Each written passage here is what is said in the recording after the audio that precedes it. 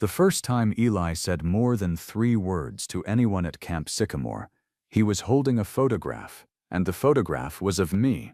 It was the 4th day of the session, a Wednesday, that late hour of the afternoon, when the lake turns the color of pencil lid and the counselors start herding kids up the hill toward the mess hall.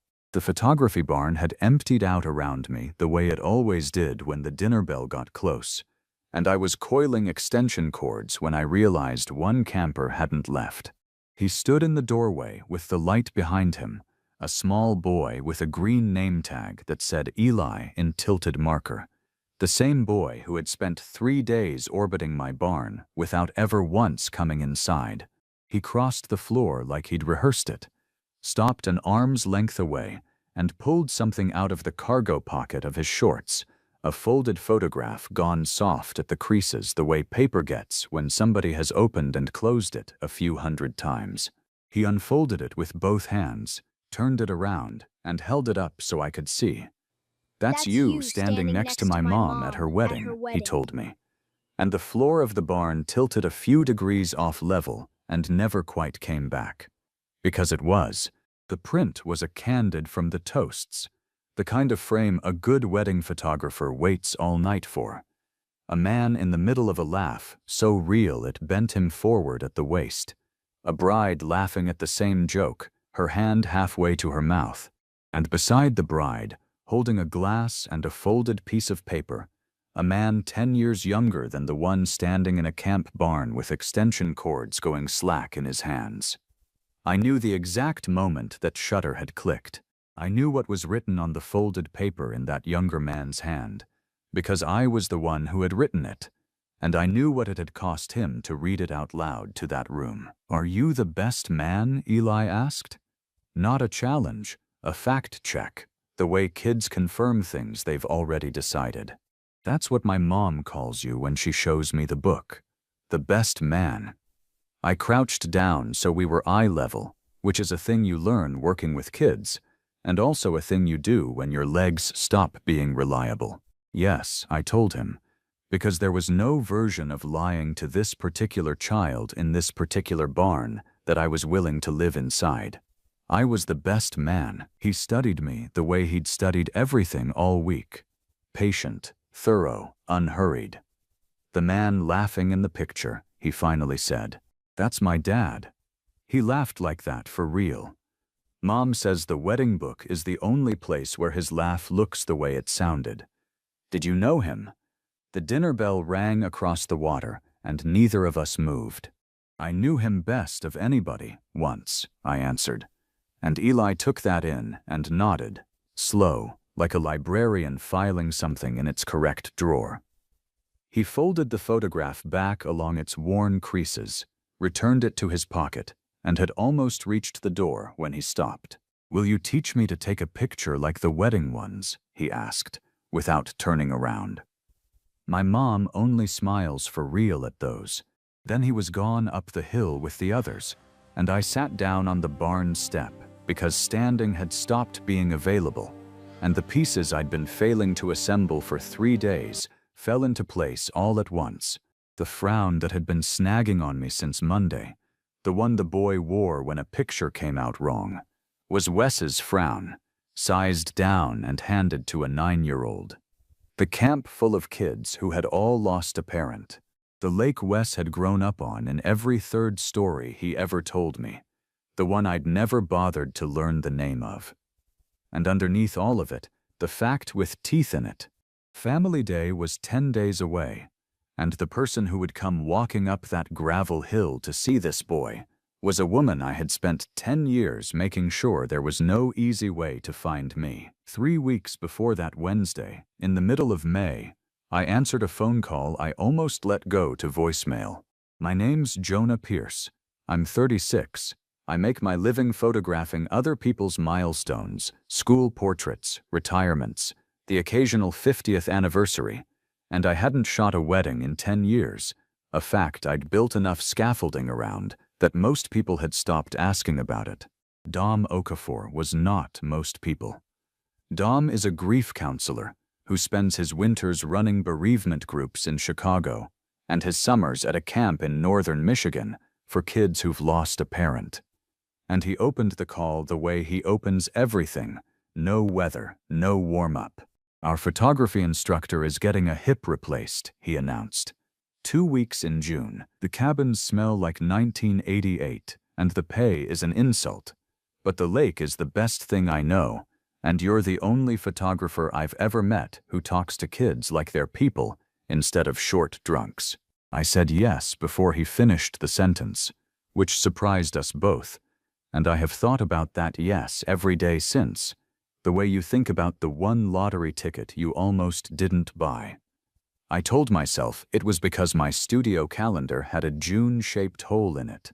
The truer answer is that when my life goes quiet, I either point a camera at something or I start disappearing. And disappearing was the one skill I'd promised myself I was done being good at. The volunteers came up on a Saturday.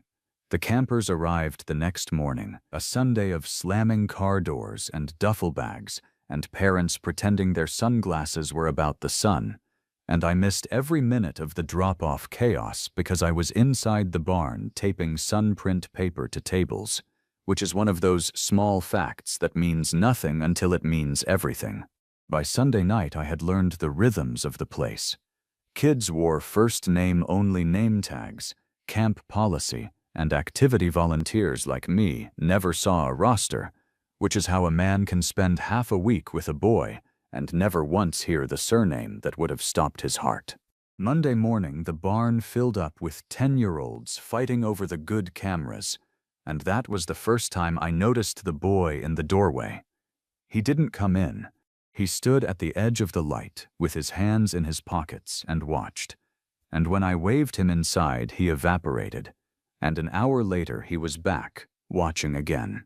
Harriet Lowe, the director, a woman who had run the place for 25 years and appeared to be assembled entirely out of lanyards and calm, found me at lunch. "The watcher in your doorway is named Eli," she told me quietly.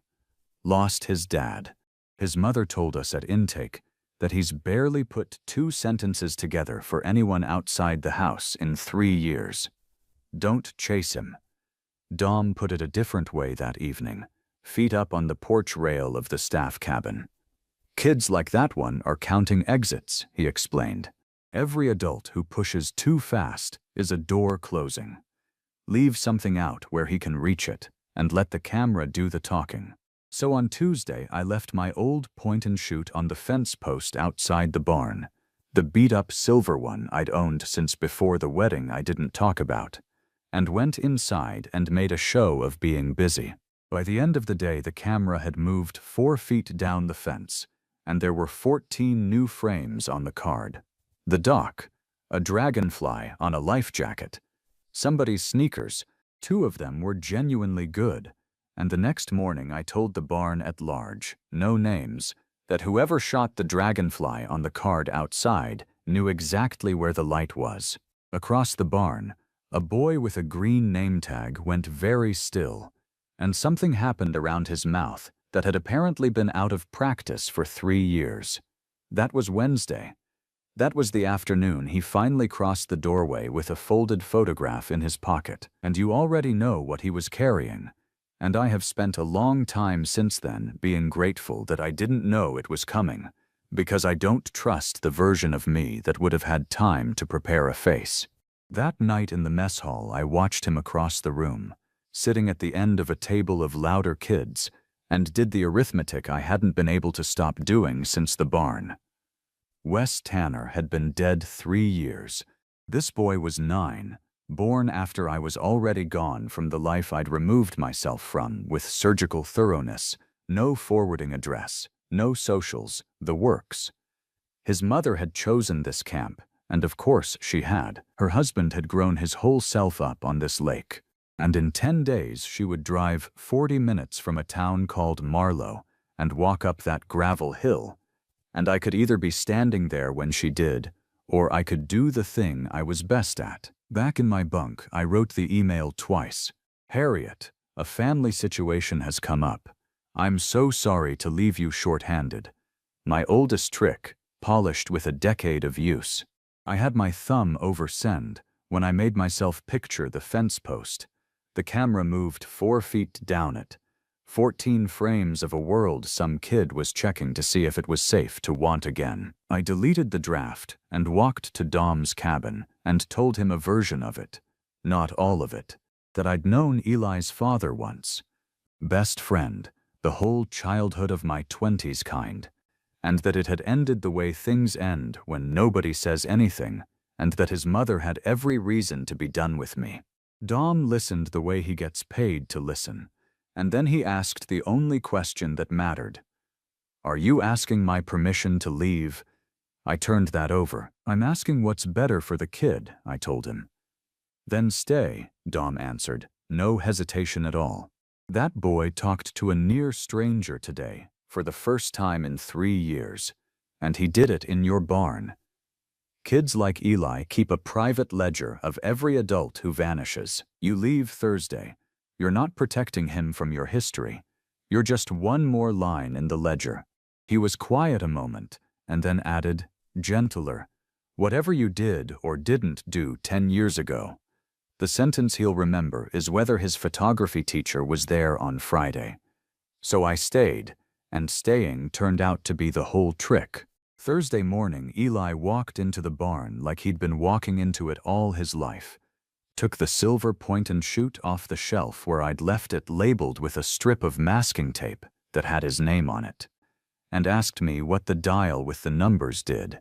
By Friday, he was talking in full paragraphs, but only about apertures, which suited us both, because f-stops are a language 2 people can hide inside while they get used to each other. He learned fast, and he learned strangely, the best kind of strangely, no interest at all in the pretty postcard shots the other kids chased. He photographed the undersides of things, canoe hulls, table edges, the pale side of leaves. He liked, he told me on Saturday in the tone of a man disclosing classified material, pictures of stuff you'd miss if you weren't paying attention. Sunday evening, the 2 of us cleaning lenses on the barn step while the lake did its pencil lead trick. He laid out the actual assignment. "I want to make a picture that makes my mom smile the wedding way," he explained, eyes on the cloth and the glass. "Not the smile she does for teachers, the real one from the book. She hasn't done it in a while, and I've been thinking the problem is nobody's given her the right picture." I had to look out at the water for a second before I could answer that, because there are sentences 9-year-olds say that you have to hold very carefully, or they'll go all the way through you. "Then we'll find it," I told him. "That's a 2-man job, and lucky for you, finding the right picture is the only thing I've ever been good at." Monday of the 2nd week it rained. The whole camp folded itself indoors, and I ran a session on photographing in bad light, which is how 6 kids and I ended up in the boathouse among the canoe racks, with the rain drumming the roof. Eli, naturally, was shooting the undersides of things, flat on his back beneath the storage rack, with the camera on his chest, and that's where he went still, and stayed still long enough that I crossed over to check. He was staring up at the underside of the main beam, and when I followed his eyes I saw it, cut deep and old into the wood, gone dark with 60 coats of varnish and time, WT, and under it 98. "Those are my dad's letters," Eli said, so quietly the rain nearly took it. "Lots of people have those initials, Bud," I answered. "Careful, because hope is a thing you don't hand a kid unless you're sure." And that was the exact moment Harriet came through with an armload of life jackets, glanced up at the beam the way you glance at furniture you've lived with for decades, and remarked, "Tanner, Wes Tanner. He was a camper here when I was junior staff, came to us the summer after he lost his mother, and this lake did for him what it does. That boy spent so much time out here, I used to tell him he'd grow gills." She said it warmly and kept walking, no idea what she was carrying, the way people never know, and the surname I hadn't heard spoken aloud in 3 years stood in the boathouse air with the rain coming down around it. Eli didn't cry. He did something that undid me worse. He lifted the camera, and he photographed his father's initials from underneath, from flat on his back, 30 different ways, adjusting for the bad light exactly as taught. And when he finally ran out of frames, he stayed down there a while, with the camera resting on his chest, looking up. He was 8 when he cut that, I heard myself telling him, my voice coming out rougher than I'd planned. A year younger than you are now, give or take. He told me about it once. Some counselor dared the cabin, and your dad went last because he wanted to pick the beam nobody could reach. Eli turned his head and looked at me for a long, level moment. You really did know him, he concluded, and it wasn't a question anymore, and he didn't say another word about it, and neither did I, and the loudest thing in that boathouse was everything the two of us weren't saying. Tuesday, just after lunch, a car I didn't recognize came up the gravel drive too fast for camp traffic, dust standing behind it in the heat, and the day stopped pretending to be ordinary. I was at the fence post swapping memory cards when it parked crooked outside the office, taking up a space and a half without apologizing for it. And a woman got out of it already moving, the way people move when they've been rehearsing a conversation for 40 straight minutes of highway. 10 years is long enough that you'd think a person would need a beat to be sure. I didn't need one. She was through the office door before I'd set the camera down, and I stood at that fence like a man watching weather come in over water, counting the seconds. And I hadn't gotten far when Harriet stepped out onto the office porch, scanned the grounds, found me, and did not wave. Jonah, she called across the yard, in the professionally neutral voice of a woman holding a lit firework. There's a parent here asking to speak with the photography instructor. The office porch was empty by the time I reached it, except for her.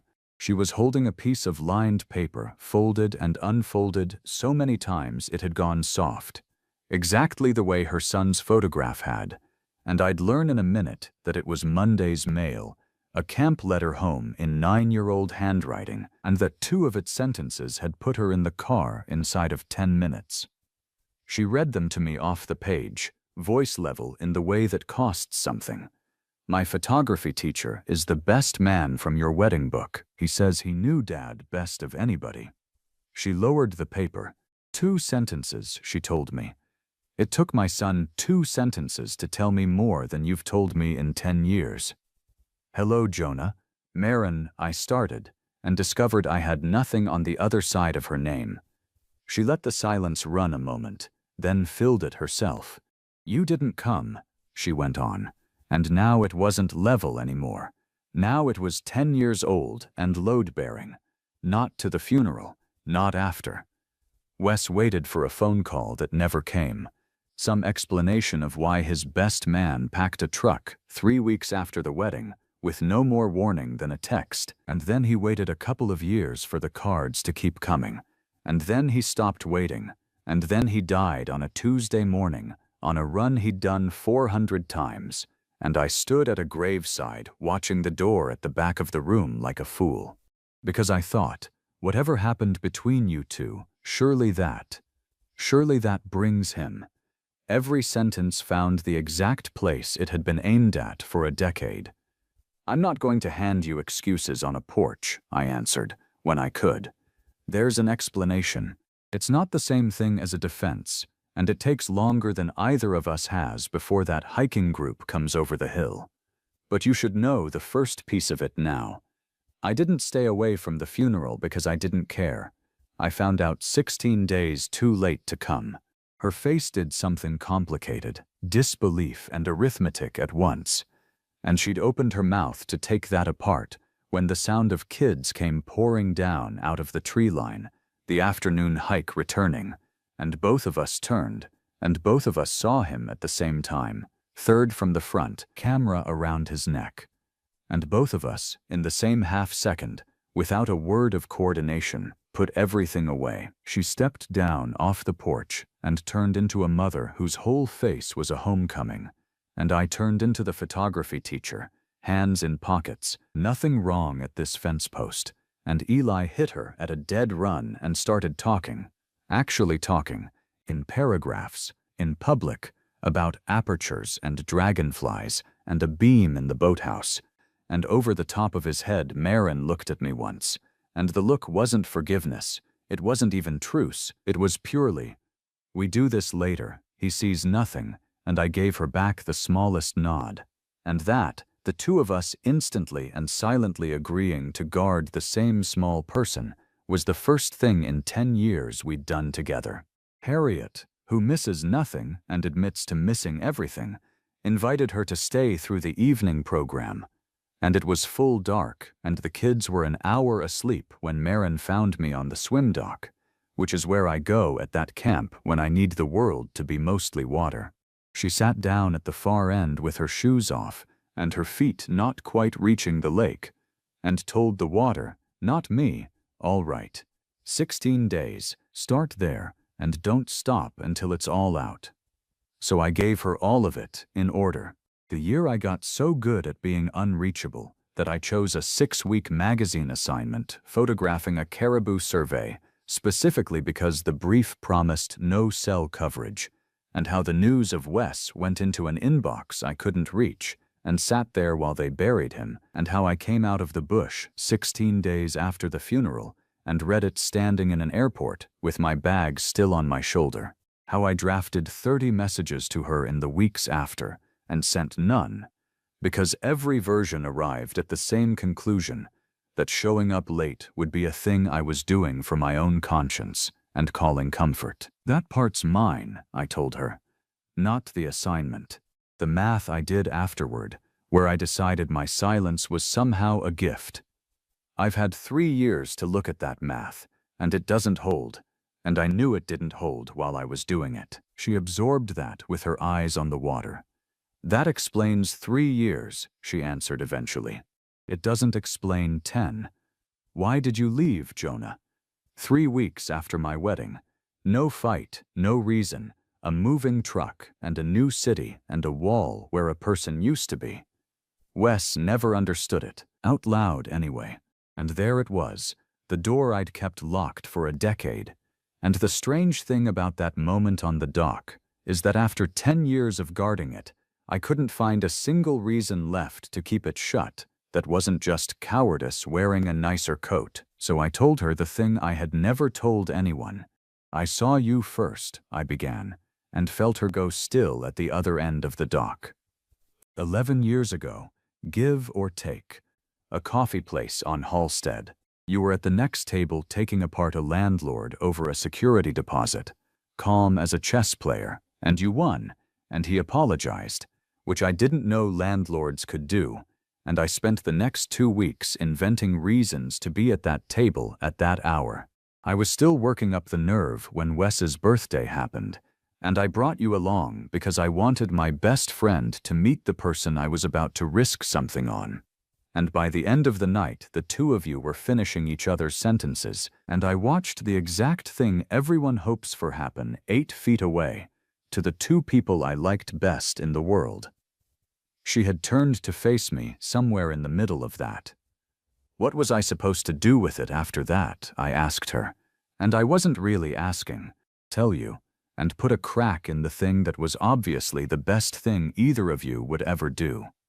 So I decided it was my job to carry it quietly, and mostly I managed, and then I stood next to you at that wedding with a toast in my jacket pocket, and read it to 200 people, and somewhere in the middle of the applause I understood the actual size of what I was carrying, and that if I stayed, 10 more years at your table would turn me into something I didn't want either of you to have to be kind to. The bitter friend, the one who drinks a little more each Christmas. So I left before I could become him. I sent birthday cards and Christmas cards for the first 2 years, always without a return address, because apparently I wanted the 2 of you to know I was alive without giving either of you any way to answer, which is the kind of arithmetic I specialized in back then. Contact on my terms or none at all. Then even that felt like a door left open a crack, so I stopped. I decided it alone. I told no one the reason, and I called it protecting you both. It's the biggest thing I've ever gotten wrong, and I've had a long time to rank them. The lake did what lakes do with a silence, held it, gave it room, and when Maren finally spoke, what she said was not any sentence I had imagined in 10 years of imagining this conversation. "He knew," she told me. "I felt the dock move under somebody, and it was me. 2 years in, when your card stopped, I found Wes on the back steps with your last one in his hand, and he told me. He'd known for years, since before the wedding, maybe. You know what he said, exactly, because I never forgot it. Jonah looked at you first. I just said it out loud first." She let that stand a second, then kept going, quieter. "He never once held it against you. He held the leaving against you. There's a difference, and he knew the difference, and it hurt him more that you thought you had to go than anything you could have stayed and felt. And me," she went on, and now her voice had an edge, and the edge was the truest thing on that dock. "I want to be exact about what I've been angry at for 10 years, because it isn't what you think. I wasn't angry that you loved me. People don't get to choose that. And anyway," she paused, and chose the next words the careful way anyway. "That's not the part that insults me. I'm angry that you decided alone. You looked at the three of us, and you appointed yourself the villain of a story nobody else had even read, and you handed down your own sentence and served it. And Wes lost his best man, and I lost the one friend who'd known me since the security deposit, and you lost 10 years, and not one of us got a vote. You keep saying you carried it quietly, like that's the noble version. Jonah, we would rather have helped you carry it loud. I sat with that, the way you sit with something true, which is to say badly at first. Out on the water a loon went off, that unraveling call that sounds like the lake itself thinking, and Maren pulled her feet up onto the dock and wrapped her arms around her knees and offered up her own confession, unprompted, in the flat tone people save for the things they've never said in daylight. "Everyone hands me the brave widow script," she told the water. 3 years of casseroles and head tilts, and nobody will just sit at a table and be somebody who knew his real laugh. Eli was 6. He's losing the sound of it. He told me so himself. That's why the wedding book matters. It's the only place the laugh looks right. And then his letter comes Monday, and there's a man at his camp who knew Wes best of anybody. And I drove here angry, and I am angry, and underneath the anger, do you know what I felt on that highway? The whole 40 minutes. Relief. Somebody who knew the laugh. I hated how much of it was relief. The loon called again, farther off. "I don't know what I'm asking for," she admitted finally, standing, picking up her shoes, done with the dock all at once, the way she'd been done with the office porch. "I'm not handing out absolution tonight, but my son comes home Saturday, and his whole face is different. And the difference is partly a barn and a fence post and a silver camera, and I'm not fool enough to pretend otherwise. So here's where we start. Family Day, Saturday. Be standing on that hill when I come up it. Don't decide anything alone between now and then. That's the whole assignment, Jonah. 4 days. See if you can stay put for 4 days." And she walked the dock and the dark lawn to her crookedly parked car and drove 40 minutes home. And I sat on that dock until the cold came up through the boards, holding the only homework that had ever mattered. The 4 days did what days do when a kid is happy and an adult is terrified. They went fast and slow in all the wrong places. The air had changed, and Eli could feel it without knowing its name, the way kids read weather in adults. And what he did with it was work. Thursday, he commandeered the barn's one enlarger and printed his picture for the Family Day exhibition. Every camper got one framed print and a wall to hang it on. And when I leaned in to see which of the 30 boathouse frames he'd chosen, he physically blocked the tray with his body like a hockey goalie. "It's for Saturday," he informed me, and taped a strip of masking tape over the title he'd markered on the mat. And I want to be clear that I helped that boy dodge and burn a print for 2 hours without ever seeing it whole, because he directed me around it in fragments. More light here, less there, holding the full picture hostage, 9 years old, and already understanding that the reveal is half the photograph. Friday night, Dom found me on the staff porch and handed me a coffee and sat, and after a while observed, to the railing more than to me, "You keep calling this whole thing a coincidence, like the word will make it smaller. A man spends 10 years making sure a family can't find him, and then says one yes with a June-shaped hole in it, and the lake he lands on is their lake. I've sat with grieving people for 20 years, Jonah. I've stopped arguing with the way lost things route themselves home. Saturday came up hot and blue, and by 10 the gravel hill was a river of parents, and I know the exact moment Maren crested it because I was standing where she'd told me to be, out in the open. No barn to be busy in, hands empty for once in my working life. She stopped when she saw me. Then she kept climbing, and when she drew level she looked at me the way you check a knot you tied 4 days ago, and finding it held, gave me one nod, this year's entire harvest of warmth. And it was somehow enough to build a day on. The exhibition filled the mess hall after lunch. 40 easels, 40 frames, kids dragging parents by the wrist, and Eli's easel stood at the end of the row with the frame turned backward, because he had negotiated this personally with Harriet. His print went last, and it went his way. Each kid could say one line about their picture, or say nothing. Most said nothing, and the room worked its way down the row through dogs and sunsets and one genuinely excellent dragonfly until it arrived at a boy standing beside a backward frame, next to his mother, in a room every counselor had somehow told, without a word, to hold very still. Eli turned the frame around. The photograph was the beam, shot from underneath, from flat on his back. The bad rain light gone silver along the varnish so the letters and the numbers stood up out of 60 years of wood like something surfacing. WT 98, cut deep, by a kid who wanted the beam nobody could reach. The masking tape was gone from the mat, and the title was markered underneath in 9-year-old capitals. DAD was here. The room did not make a sound, and into that silence, clear as the dinner bell, Eli said his one line, "My dad was here first." And then, because the room's stillness had told him it was safe, he turned and delivered the rest of it to Maren alone, at kid volume, which carried anyway. "He got big here, Mom.